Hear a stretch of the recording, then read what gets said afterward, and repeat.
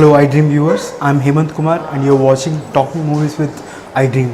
This is the show where we interview some of the biggest names in film industry to understand more about their work. Our guest today is Gautham Menon. He's one of the most popular directors in South, and having made films like Garchana and Emai Chesave, he's built a unique brand for himself in Telugu cinema industry. Let's see what he has to say about his work and films in general.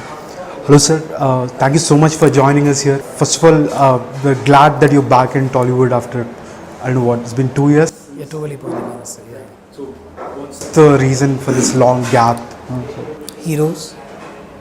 I mean, I'd love to work with everybody here, but then there's a process, right? You need to narrate and they need to like it, and sometimes new age stuff is not, really taken in as, okay, let's go ahead and do it. There's a lot of discussion back and forth, which is understandable. I mean, I'm sure they all have reputations in stake and they want to do, the best films and stuff like that. Especially maybe if you're working with an outside director, you need to really, hit it on the nail, on the head, I think. So,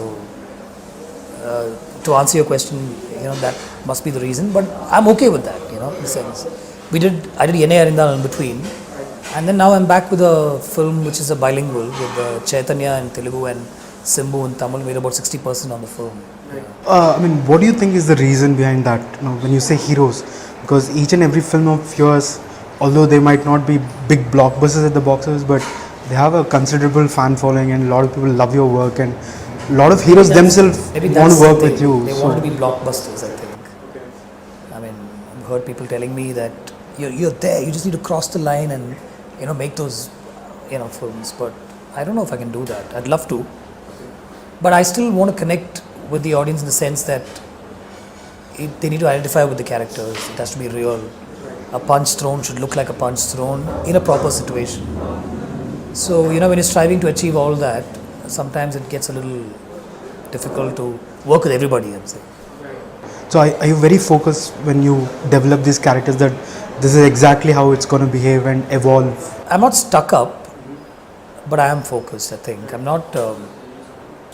I know what they're saying. See, you putting in so much money into making a film, and you want everybody to come and see the film and then, make profits and stuff like that. These are all big numbers, right? So they're a little scared of, I won't say ordinary stuff, it's not ordinary. They're a little scared of soft stuff. I think they want me to, like I said, cross that line and get into the other zone and stuff like that, which I'm trying to get there. It will happen. What's stopping you from crossing that line in your own terms? I don't know, really I don't know. I want to make films that I feel will connect with the audience and they will see themselves in those characters, and that's how I can write. I might need some other writer to sort of set it up for me, and then I will just direct it someday when I need more money, I think. Otherwise... Was that one of the reasons why you collaborated with Shiram Raguan for Yenai Arindal? Shiram was a bouncing board sort of thing. I mean, you're not going to get masala stuff out of Shiram Raguan. He's very sensible, good stuff you'll get from him. I was going through a phase where, I was reluctant about writing, myself, and I just wanted to, get somebody to write and then just direct it. So I set up something and then I called Sridhar, I'm saying. Sridhar.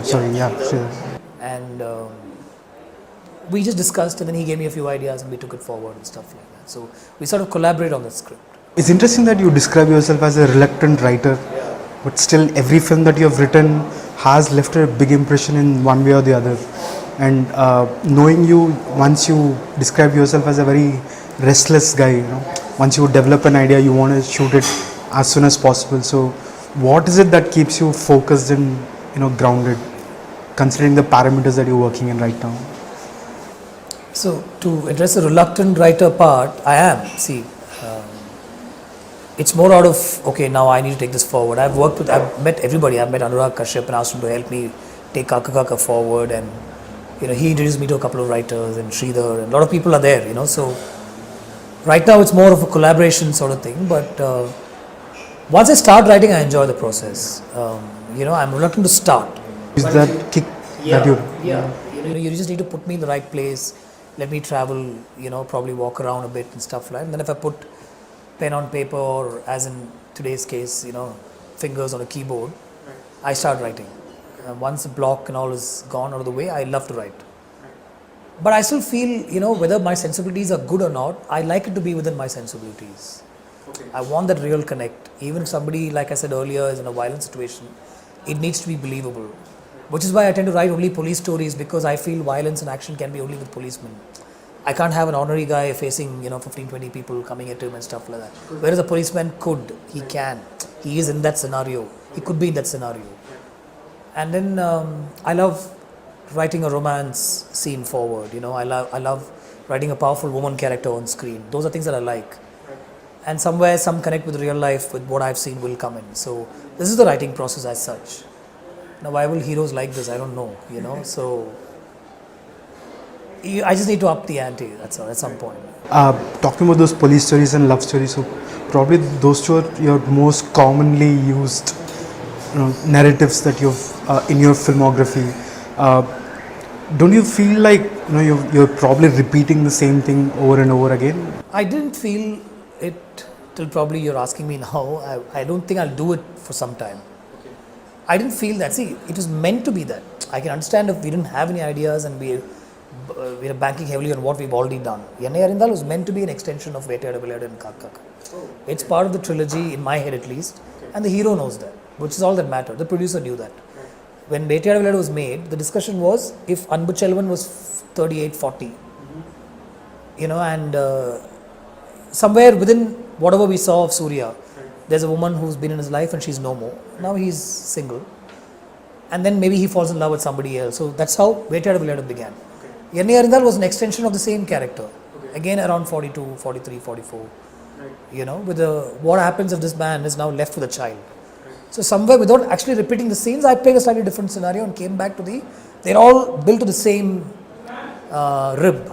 You know what I'm saying? Yeah. So in my head it was always that. But I think audience, or maybe some of the discerning audience and the so-called generous critics felt that maybe it's getting repetitive. So I probably will refrain from doing that some more, I am venturing into, if Dhruva Nakshatram was made, it would have been a very new age, slick spy film, but it wasn't made. It will get made at some point. So hopefully stories just keep coming up. There's no dearth of that. There is an element of almost a biographical kind of, a journey which the character evolves over a course of time. Like, do you find that space very intimate, that you keep revisiting that again and again? I do. I tend to draw from life and I put myself into that character and see how I would have played it or what would I have done. It's like the movie Sliding Doors. You get into a train and what happens? You don't get into a train, what happens? Like parallel worlds, right? So I put myself in all those situations and see, what would happen. So that's why I strive to get that connect with reality. That seems to be a problem these days.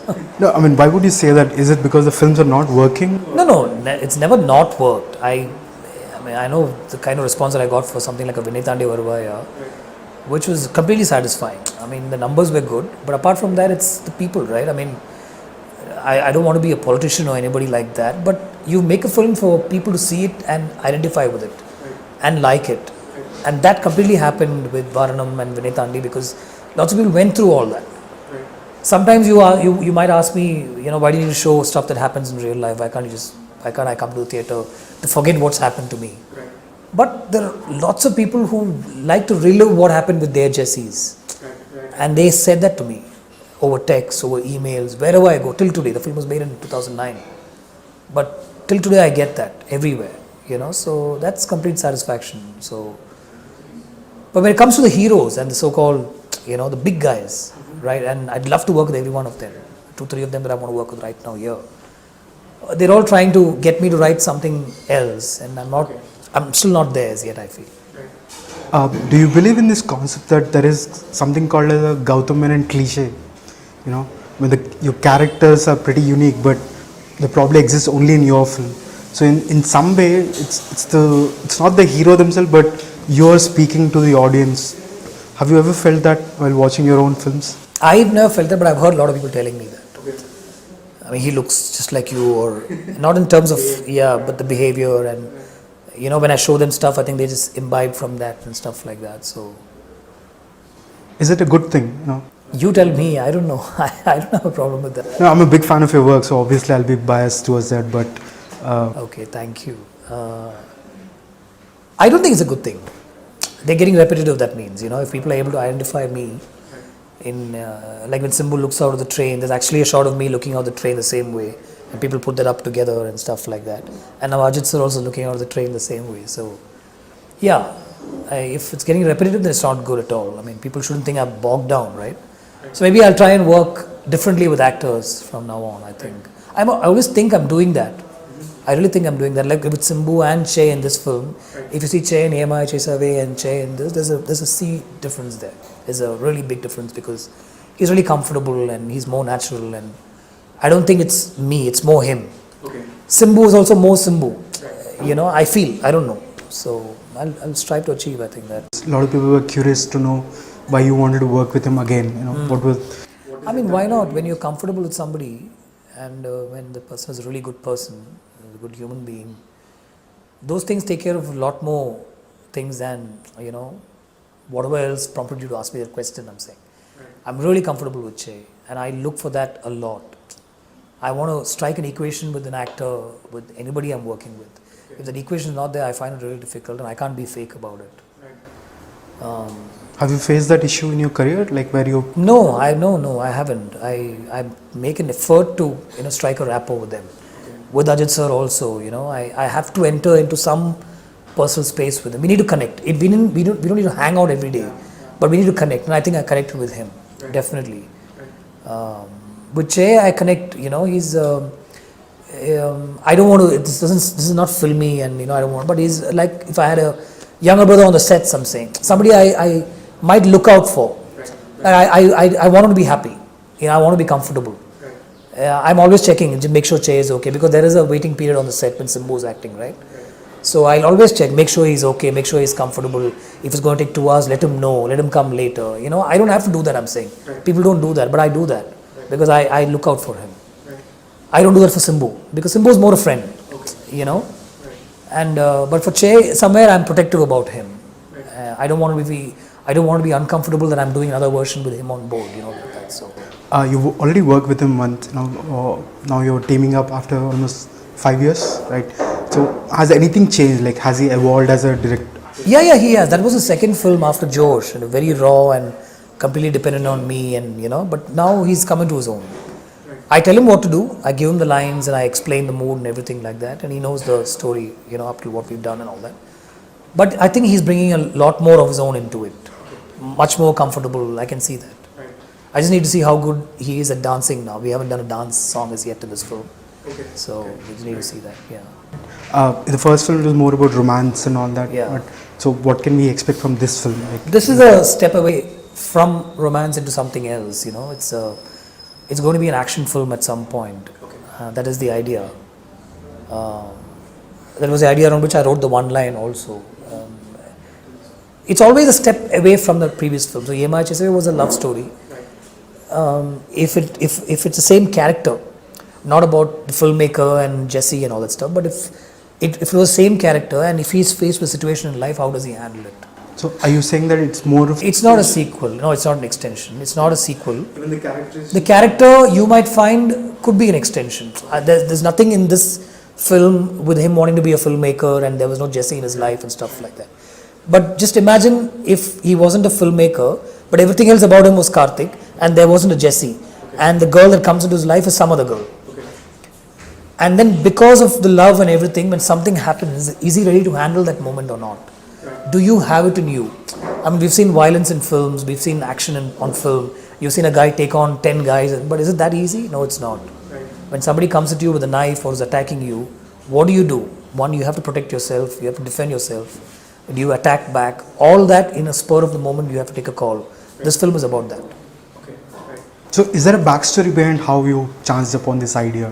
Where do ideas come from for you? They just come up. You must have heard me saying this a lot, but when I sat down to write Vinetandi Varvaya, Yemaya Chesave, the first line that just came up, you could call it magically or whatever, was of all the women in the world, why did I fall in love with this girl? So I thought, okay, interesting. So what is this now? Is this woman a problem, or is it the problem associated with her?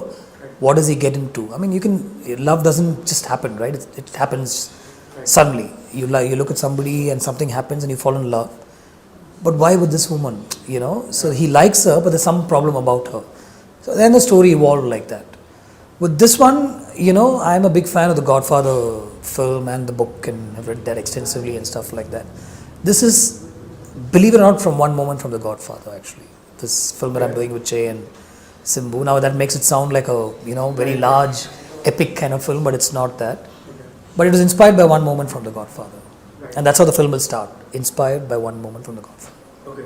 Right. Do you dream a lot? No, I'm curious about that. I think I do, yeah. Some of the dreams I remember, and they're strangely stories and screenplays, and one whole film I would have seen in a dream and stuff like that. Some bits I remember, but most bits I don't. Have you ever tried to translate that in your work, or this? No, I'd be Christopher Nolan then. I wish. No. So you describe yourself as a reluctant writer, but once you get started, I love it because I think it's a beautiful. I encourage a lot of people to write. You know, especially women, you know, I want them to come and write, and always looking for a writer. Yeah, I wish I could just find a writer who just keep delivering material, and I just had to go and, you know, put myself into it and direct the film. That's a dream actually. Right. So when you write something, do you write it with the intention that you're gonna make this into a film? Yeah. You just No. Like, it's never a book. It's never going to be trashed. It's always written as a screenplay and as I'll see the visual on screen. Okay. Most of these are not with any ideas, or like I don't have an idea about the line of the story. Never is there. Most of the time it's just a start writing and see where it goes. But I will start the film with my name and the music director's name and like the credits and stuff like that. Right. The hero is always filmed later. Right. Except when Yanne Irindal happened, I knew I was going to make a film for Ajit sir. So I started the writing process itself by saying Ajit in. And, you know, I start writing like how I see the film on screen. Right. So does it start with the titles? What I'd like to see on screen as being part of the audience. So you already made the film in your mind? In my mind, I'm making the film as I'm writing it. Right. And I'm watching the film in a theatre. Right. It's more I'm watching the film in a theatre. Okay. Yeah. Okay. So how does that differ from how you shoot it? Like, does that change the... Yeah, so after I've written it, just for myself and probably for my team, I send them maybe a shooting script. Like I might have just on the day of shoot, I might have toned down some stuff. Right. Or I might have added a few lines and stuff. So I've never revisited the script after that. Once I write the whole script fully, or till 75-80%, it's never rewritten or second drafted ever so far. That's amazing. Yeah, so yeah. Maybe films will get better if I do that, I don't know, but I just go with my gut. Okay. I immediately push people around me to start filming, and I send it out to the team and all that. There's never a discussion. Okay. I don't call them around to sit with me and say, did you guys like it and all that. This is it, I'm making it. Okay. They have to understand it and get into it after that. Right. And then I'll hear stuff like, sir, can this seem a little odd, or this seem lovely and stuff like that, and I'll take those suggestions. On the day of now we've started shooting. And on the day of the shoot or the night before, I write a short division for myself. Right. And I'll read that scene again. I'll think, okay, one line here can be added. I'll remove this line, you know, because I've gotten the character by now. Right. Yeah. So what? There's never a better version of your script, is it? No. Whatever is the first draft is the. Like I said, it could be much better films, I guess. I don't know, or could be much worse also. But I've always gone with that gut. Even while I direct, like I hope it will always be the first take or second take. Okay. I hate it when it goes to the second take, because I feel I'm losing connect with what I want, and the actor is going to get confused with me, confusing him further.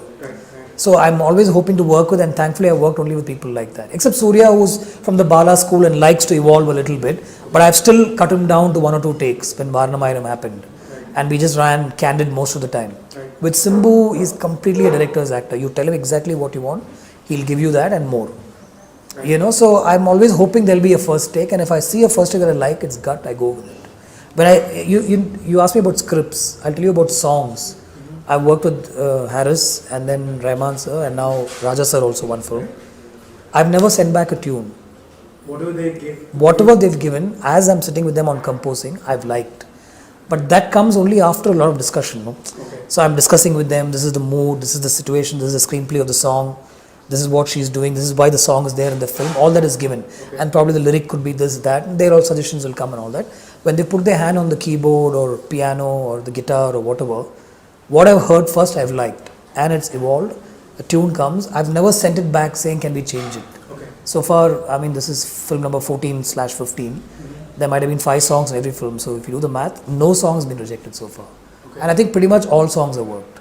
Is it because you trust them so much with their work? I feel that's their job, and I've inspired them enough to give me something, and I've also liked what I heard. As a scratch tune, I've liked what I heard. You know, when a song is evolving, you're listening to a tune form in your head, and the tune takes you somewhere, it opens up visuals for you, and you know what lyrics are going to come, and you're figuring out the meter of the lyrics and all that. I've always liked it.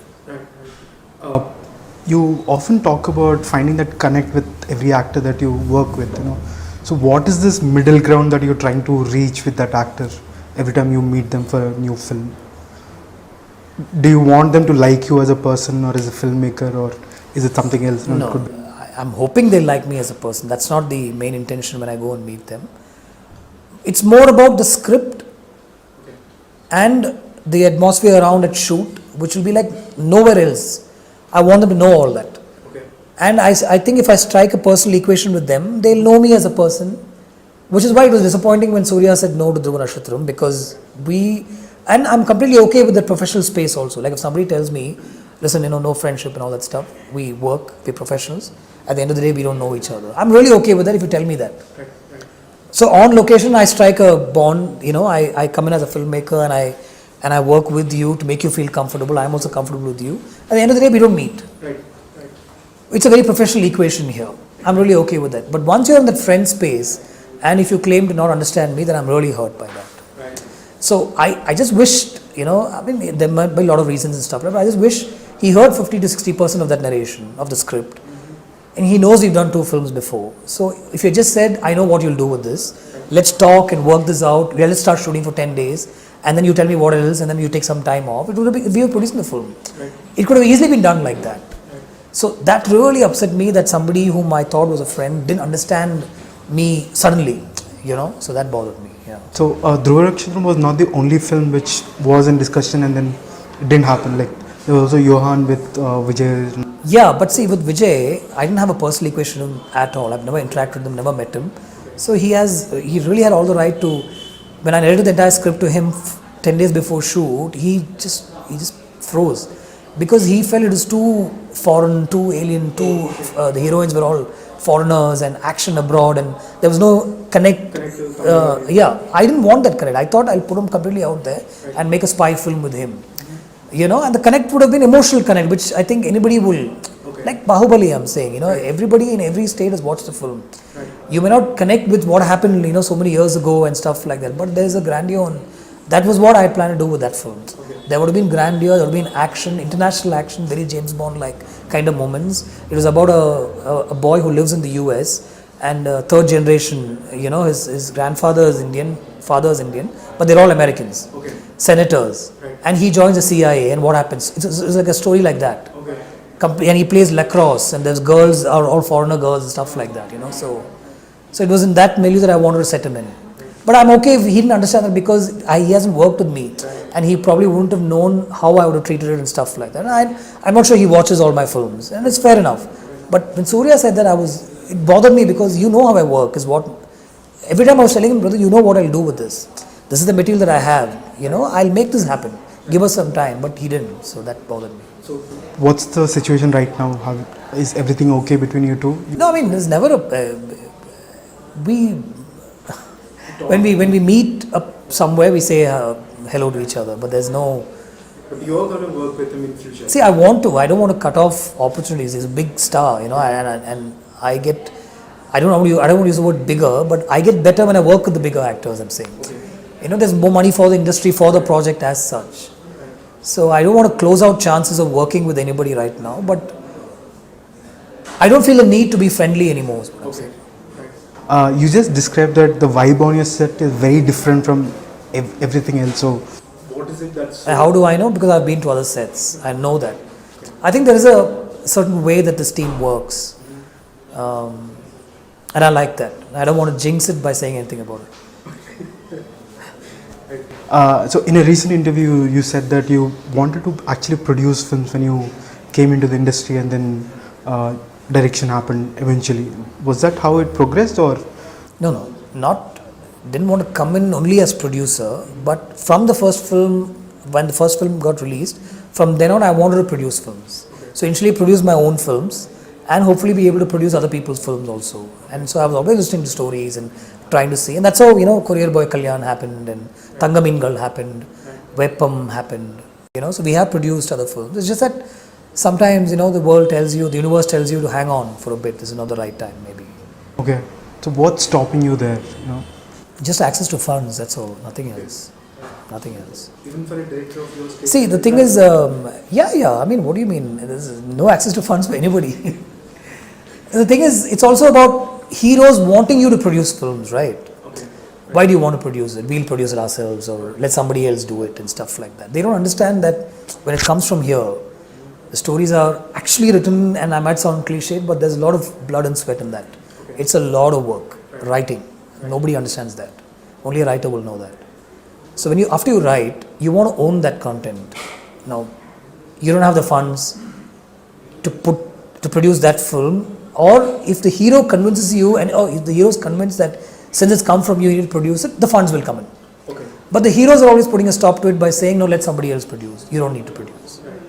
So then when somebody else comes in, he owns the content. He gets to dictate terms. Right. He has to tell me how to shoot.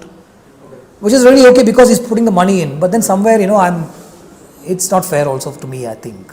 Was it because of the creative control that you actually wanted to produce your own work? Yeah, it's not in a bad sense. I really feel that the man who's created that concept or who's put that out has the right to do it the way. See, and filmmaking is an art, it's passion, it's also business. Now you're coming in and putting in a certain amount of money, I'm making it safe for you, then you let me be.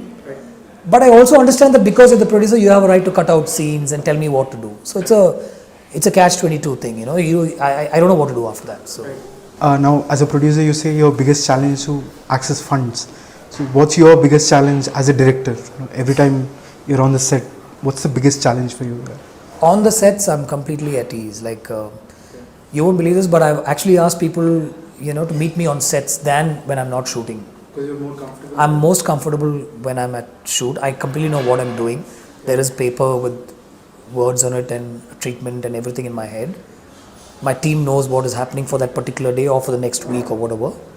And I'm most comfortable. I'm very relaxed. Even if some things are not available like with a plan, I'm not somebody to fret about it or get upset about it or yell about it. No, I don't. I feel a little upset when there's delay because of something or somebody didn't understand what I had said. Right. I just go quiet, which according to my assistants is worse than yelling. So they keep saying, please yell and get it done with. So I like the little torture thing. I think I'm a sadist that way. I just go quiet. So I'm most comfortable on sets. It's when I'm outside and when I'm composing with music directors or when I'm writing that I'm very edgy and I'd like to be by myself. Now, traveling is something which is very, close to your heart. Probably you've shown that in your films in one way or the other. And you say that every time you want to get ideas, you tend to travel a bit. So how did that happen? Was that a childhood habit that you sort of continued? Yeah, childhood in the sense we used to go for small vacations here and there, just within, Tamil Nadu and Kerala and stuff like that. But from the time I was in college, I used to travel a lot. I started traveling from college to, instead of coming back home, I would go to my grandma's place. Okay. And I loved taking those train rides and then a bus and then probably a vehicle to get to one place, interior Kerala and stuff like that. Or within Tamil Nadu, I've done a lot of travel by myself. Okay. And I've just taken the bike once and, without telling anybody and gone off to Pondicherry and stuff like that. So all that you will see in probably every film of mine, including the one with Che right now. Is that a road film? Yeah, it is not a huge part of the film, but yeah, there is a road travel of the film. And like you might have seen in Aromale, in Vinetandi, in Varanamayram, there's a travel. Right. So there's always that element in me, Yeah, I like that. Right. I feel people should do that a lot. Some connect happens with, you're sitting with random people, there's something, and I'm observing a lot. Right. You're sitting next to somebody and somebody says something and, you get into a conversation. That's something else. That's a huge joy actually. Do you tend to romanticize everything that you Everything. Even if I read a chocolate cake, it's romantic to me actually. Everything is romanticized. Right. So what's coming up next for you, sir? So I'm really looking forward to the Simbu Che film and back as producer on Courier Boy Kalyan. I'm really looking forward to the release of that film. It's taken some time but there's a time for everything. I feel, I'm really into that these days. You don't get bogged down by everything No, which you people write. bogged down in the sense nothing negative. You just want to take things forward and move on and stuff like that. But somewhere you understand that there is a time about everything. I think I've grown in life or in age to understand that right now. Nitin's been a huge support. He's been really with us and stuff. Karthik has done some great songs on this. Anup did one song. Prem Sai has been with us for like 2.5 years on this project and worked relentlessly and all that. Yami, who's been very busy with the Prabhadeva film in between, all she also adjusted and gave us dates. Suddenly one day when we wanted a song done, so everybody's worked. Somewhere I feel happy that when I've called them and said Yami, she immediately came over. So somewhere 10 years, 15 years of work hasn't gone waste is what I thought. And it's a simple, sweet film. Is it a film that I would have made? Yeah, some of the things wouldn't have been me. Some of the things in this film I wouldn't have done myself. So it's completely Prem Sai's film, which we've just supported and produced for him. You used to go to the set, right? Every now and then, no? No, a couple of times just when I'm in Hyderabad, just to drop in to see, meet Nazar sir or meet Prem and just figure out how it's going and stuff like that. See, I'm not saying this to warn producers or anything like that, but I always believe that once you're given creative control to somebody, you let him handle it completely. So I didn't want to sit on his head or tell him do this, do that and stuff. Once the film got done, I did sit on the edit with him and gave him my suggestions on what I feel will work as opposed to what he thought will work. Okay. And then when he insisted on some of the things, I really let him be. Okay. He even said, no sir, I think I still feel this will work better. I let him be because that's what I heard, that's what he's done. Right. And I really believe that creative control should be his ideally. Right. But certain elements like, the way the edit is done and who to edit and who to do the songs with and can it be slightly shorter. All those things I've stepped in and, I worked on with him on this. What were your discussions like with Nitin? Because you raved about him being a producer's son, so he understands how to... Yeah, see, this is all stuff that I learned on the go with people telling me that Nitin said, let's not do this or let's not do that. Oh, okay. And initially also when we spoke of how to set up this film, I really liked what all he said. Right. I was really surprised to see him when I met him the first time itself. I didn't know he was this tall and that he had this ease about him and then I went back and saw some of the songs that he'd done from earlier films and realized he's a very good dancer. Mm-hmm. And then I was in discussion with him to do a film also actually. Right. In fact, just before the chair thing happened, we were in discussion with Nitin to actually do a film and then somehow I think he was lined up to do Puri's film which didn't happen later and that little mess happened there, so and his father too actually. So they've been completely guiding us on how to take this film forward and when to release it was a crucial decision actually. And then whether this one is needed to be shot. So there was a call one day saying, I don't think we need to shoot that, I'll convince Prem, Gautham, don't worry about it. Okay. So these are things that normally you don't see with actors, so yeah. Alright, thank you so much for joining us. But I have to tell you this, a lot of people wanted to ask you a few questions on Twitter, So some of the common questions were, when is the DVD of... You're asking about Etoli Pointi Manasu, right? Yeah. We must ask Mr. Kalyan about that actually. I don't know if he's sold satellite also as yet. Okay. So, yeah, I get a lot of that on Twitter. A lot of people have asked me that. But has EMI Chesave released? Because I haven't seen EMI Chesave also. His release, is it? Okay. So, we should probably ask Mr. Kalyan, right? He's a producer. Right. Another question, a lot of questions were, you were in talks with Ram Charan at one point of time. Yeah. And probably with Prabhas also. Prabhas, not so much now. I used to really meet him a lot earlier and stuff like that. And I think he got busy and I got busy. But Ram Charan extensively, ongoing actually. Still going on. And Mahesh Babu also. Okay. Something will come up definitely. Yeah. And Pawan, Kalyan, everybody wants to know whether you'll work with... I used to interact a lot with Pawan earlier, but not since then I think. But I'd love to do something with all these guys. I mean, they're huge and pleasure to work with. I know how much they put themselves into work here and stuff like that. So maybe 1 year, one film at a time. It's about the script. I'm telling you. It's once they like that, me crossing over the line, they'll all come on board. Another question was, every time you make a film, romance in that film is very beautiful and fresh. So where does that inspiration come from? How are you able to write such new love scenes all the time? I think I put myself in the heroes or the heroine's places in those particular moments. How complicated is your mind in that sense? It's a lot is drawn from life and from what I've read and from what I've seen and stuff like that. I observe a lot, I think. But then I also put myself into that, and it's mostly drawn from life. And when I put myself into a situation where I've not been in, that's the way I would have handled it. So I think that's why it looks a little real, which is actually the problem these days. Nobody wants real stuff. So we're talking about changing that, right? So it's again getting to be a catch-22 situation. And the women, they're so real and relatable. So this was a question from one of the women. So are there any real life inspirations for you to write? Yeah, I mean, completely. I've said this many times before, and it starts at home and the people I've met in life. So, mom, huge influence, fiercely independent, still working. When she should be actually at home, she's still working, teaching, and all that stuff. So, and I grew up with two sisters who are pretty close in age, and not too much difference between me and them. And I heard them talk about boys and life and love and clothes and stuff like that. So very close knit with them, and that sort of opened up a lot in my head.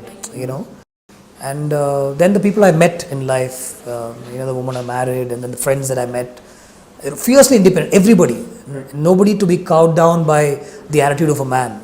And I find it shameful to even talk about the gender divide. I don't believe in that at all. But these women are all strongly independent that I can't write anything else, I'm saying. I'm so influenced by them and inspired by them, and I also believe in that there's nothing else that can come out, I'm saying. You will never find a floozy in my film, I'm saying. Right. Another question was, all your films are so beautifully shot. So what are the discussions like with the cinematographer? That I think I've been lucky that I've worked with different cameramen on all my films. Like there is most directors find a certain cameraman and they continue working there, right? But I've always tried to achieve a different visual in every film.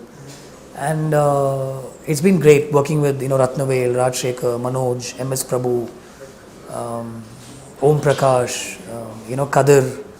And then now I found Dan MacArthur, who's like some long lost brother connect is there, because we just completely are on the same page with everything. Now, what you really want as a director is that visual in your head has to be sort of mirrored, into the cameraman's head, and then from then he recreates that on screen, So with some people you have to keep telling them, can I get a little different stuff, or can it be like this, or can it be like that? But with Dan, it's never been like that. When I just narrate the scene to him, and what I have in mind is what I narrate, and he gets that completely, and whatever he sets up on his own is what I want to. And even if I tell him, no, Dan, can we do this? He immediately understands that. He doesn't know the language. He is learning the language as we, but he's Australian. Yeah. But and I wanted to see a village from his perspective, a highway in his perspective, a love story, from how he can look at it. And it seems so interesting, actually. And I've been lucky. I've been lucky that whatever's in my head gets mirrored onto the screen because of these guys. I've just been lucky, I think. Yeah. Are you planning to work more with him in future? Yeah, meaning it's not easy because he's Australian. He has to come down every time and stuff like that. And it's not like I don't want to work with the other big guys here or the upcoming good cameraman. Right now, I found a certain space with him. Obviously, life will take its own course. But till then, I thought let me work with him. I saw one of your commencement speech, some speech that you addressed in IIT Chennai, right? Recently, where you encourage people to write and so. Would you have any advice for these aspiring writers? Yeah, I've said that a lot. Wherever I go, especially if it's a college and a university, this was at IIT, I'm always imploring youngsters to come out and write. Because, like I said, for me, it's a very selfish thing. I can just sit back and get material from people. So, like if somebody tells me there's a woman who's written Piku, I'm immediately looking to see who this girl is. There's Anjali Menon who's written... what was the film before Bangalore Days? Wow. So I'm immediately looking to see who that is. I met Anurag Kashyap, in my quest for a writer only, actually. And that's how I bonded with him at that point. He put me on to a couple of other people. I've met the writers in Tamil. I've asked for new writers from Telugu. Even when I met Nitin, I asked him to suggest a writer, and he introduced me to somebody. Krishna Chaitanya. So like that, the search is always on for a writer. So, see, I'm just saying if people have the flair, and if not just to put pen on paper and write nice words and good vocabulary and stuff like that, but that's all good for books and stuff like that, which is also good, we can take material from that. But if they just have a visual sense and if they want to put that down on paper, then just go ahead and do it, and how can you not do that without trying? There are a lot of reluctant people, who think they're good, who know they're good, but they don't actually take it forward. just sit back and write. That's all. You just need to take some time off for yourself, travel, walk around, look around, and then just start writing. But I'm saying write for film. I'm saying, which is like how Hollywood works. The writers who write for film, like how a film would appear on screen, and makes our work so easy. 15 years in the industry, probably more than that as an assistant also. Right? When you look back, what comes to your mind? Like, are you happy with the way things have evolved for you? Yeah, I'm happy. At the same time, I know it's a huge learning every day, and you're only as good as your earlier film. Which, if you know that, then I think you've arrived. Yeah, and if you don't know that, you're in the wrong business. Thank you so much, sir, for joining us. We wish you all the best for your future projects. Thank you. Right. Any final words for our iDream viewers? Right now, it's only about Courier Boy Kalyan and obviously Tamil Chelvanum Thaniyaranjalum. A lot more people will be seeing this.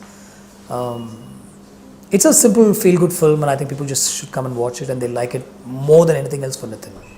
Right. Thank you, sir. Thank you so much.